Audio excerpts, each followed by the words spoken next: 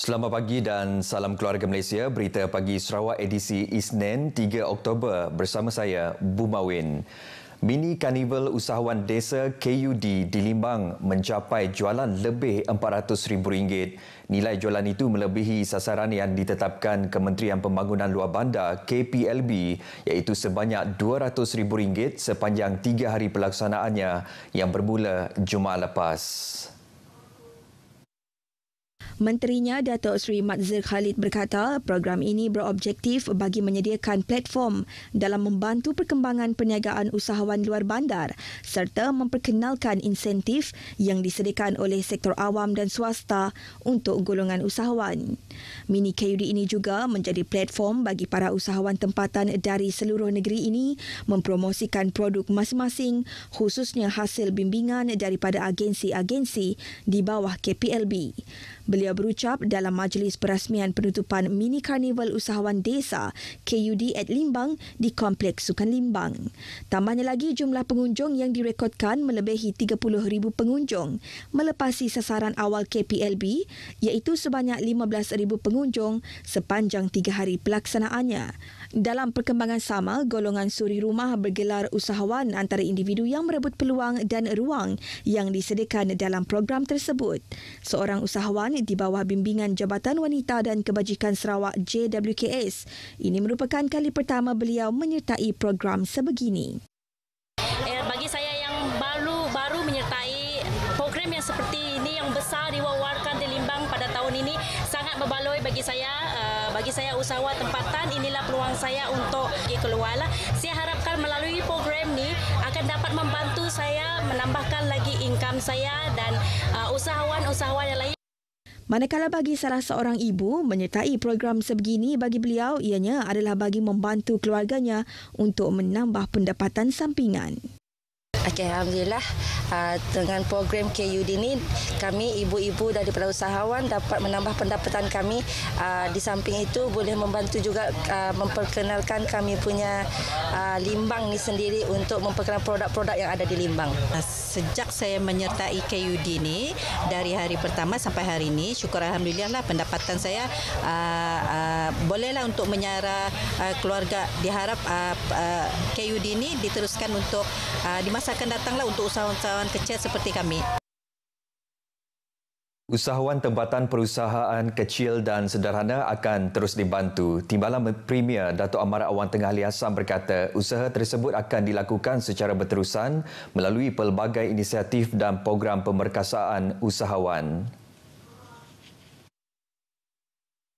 Untuk meningkatkan lagi bidang keusahaan, kita membantu untuk mewujudkan premis-premis. Ya. Misalnya di Limbang ini, kita rancang untuk melaksanakan estate perindustrian di Limbang. Malahan kita juga akan laksanakan di beberapa tempat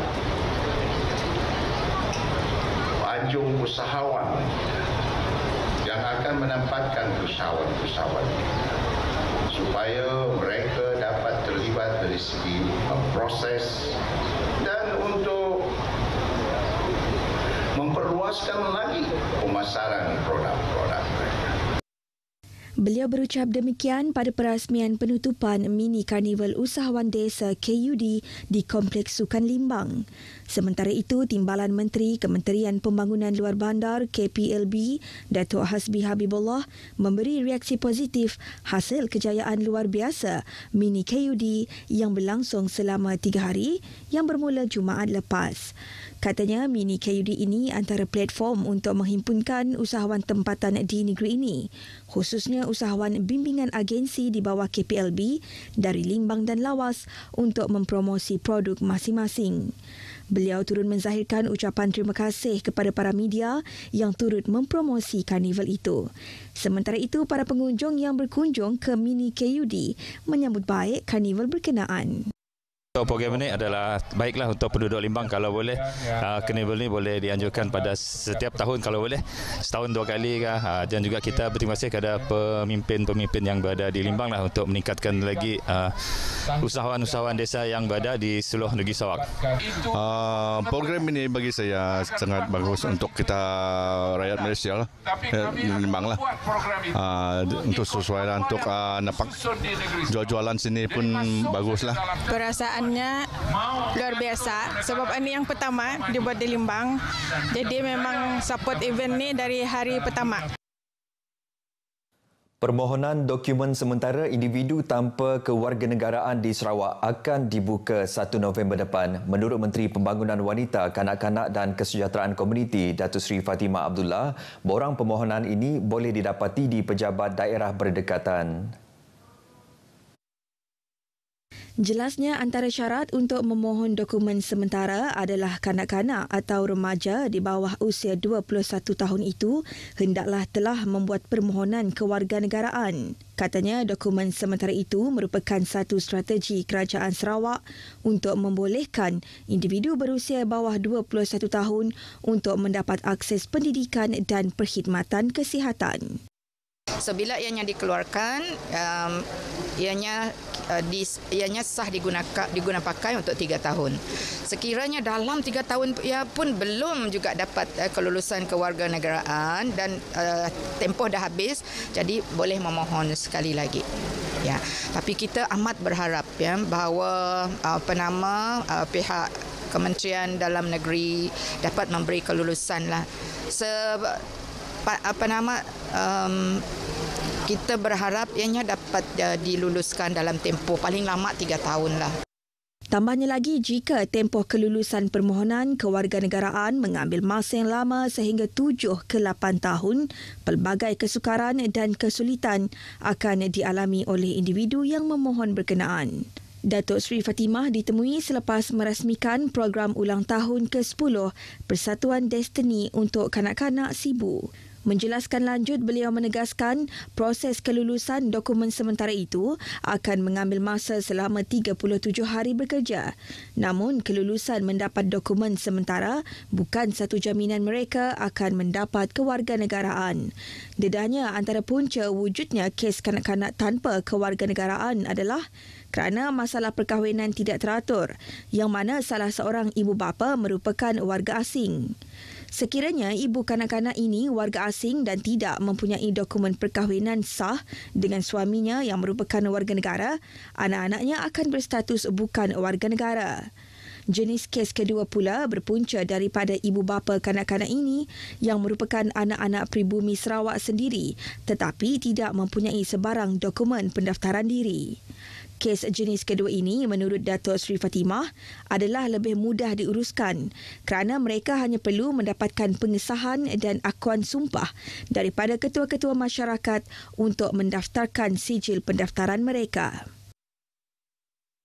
Ahli Dewan Undangan Negeri Adun Kota Sentosa Wilfred Yap berharap pembentangan bajet 2023 akan mengumumkan peruntukan lebih besar untuk Sarawak berbanding tahun-tahun sebelum ini. Bercakap kepada pemberita, Wilfred memberitahu peruntukan bagi Sarawak dalam bajet tahunan sebelum ini adalah tidak mencukupi bagi menampung keperluan pembangunan infrastruktur asas di negeri ini. Jelasnya, Kerajaan Persekutuan perlu mengambil kira aspek keluasan geografi di Sarawak yang menyukarkan lagi usaha pembangunan infrastruktur asas yang sempurna. Justeru, beliau sekurang-kurangnya mengharapkan peruntukan dalam lingkungan 10 bilion ringgit daripada Kerajaan Persekutuan pada bajet kali ini bagi mengurangkan jurang kemajuan infrastruktur antara Sarawak dan Semenanjung. Wilfred Yap berkata demikian selepas membuat lawatan ke Kelab Judo Sentosa di Kota Sentosa bagi memberi penghargaan kepada atlet muda judo Vun Zhu Zi, 20 tahun dan Cheryl Chiu Ziyin, 18 tahun yang masing-masing menyumbang pingat perak dan gangsa kepada pasukan Sarawak pada Tamasya Sukan Malaysia 2022 di Kuala Lumpur baru-baru ini. Beliau juga mengumumkan peruntukan RM5,000 kepada Kelab Judo Sentosa bagi membiayai operasi fasiliti latihan kelab tersebut selain pemberian insentif khas daripada Adun Kota Sentosa kepada 2 atlet muda tersebut. Penganjuran Pesta Tasik Biru berupaya mempromosi serta memperkenal Sarawak kepada pelancong luar negara. Ke arah itu, Menteri Industri Makanan, Komoditi dan Pembangunan Wilayah, Datuk Seri Dr. Steve Berundi Utom berkata, penganjurannya perlu diadakan dalam skala besar dan memiliki aura antarabangsa agar ia diiktiraf seluruh dunia. Menurut Datuk Seri Dr. Stephen, daerah Bau yang terangkum dalam Greater Kuching mempunyai produk pelancongan yang harus dioptimumkan. Berucap merasmikan Majlis Penangguhan Pesta Tasik Biru di Bau, beliau menegaskan pemasaran bagi daerah Bau perlu dipertingkatkan agar terus dikenali ramai. Pada majlis itu turut berlangsung penyerahan plak Memorandum Persefahaman MOU kepada 18 kelab, persatuan dan institusi untuk kerjasama bermula tahun ini hingga tahun 2024. Sementara itu, Pegawai Daerah Bau, Enilia Siam berkata, Pesta Tasik Biru dibahagikan kepada 6 kluster penganjuran. Antaranya pelancongan bertanggungjawab, kelestarian pelancongan dan sukan warisan rakyat. Sarawak perlu membina lita lumba rakyat dalam usaha menjungkil bakat anak muda dalam sukan pemotoran. Timbalan Menteri Perusahaan, Peladangan dan Komuniti, Datuk Willy Mongin berkata, pembinaan itu mampu mengetengahkan kebolehan anak muda menjadi pelumba profesional pada masa depan selain mengekang aktiviti lumba haram. Datuk Willy berharap pihak kerajaan negeri dan kerajaan persekutuan dapat bekerjasama memajukan sukan permotoran di negeri ini. Jelasnya ramai anak Sarawak mempunyai bakat yang boleh digilap untuk menjadi pelumba profesional sekaligus mampu menjana pendapatan lumayan. Datuk Willy menyatakan demikian selepas merasmikan perlumbaan sukan pocket bike bersempena Pesta Tasik Biru di perkarangan Dewan Suara Bau. Tambahnya, beliau akan berbincang dengan Kementerian Belia dan Sukan untuk memastikan pembinaan lita rakyat akan menjadi realiti suatu hari nanti. Salam hormat dan jumpa lagi.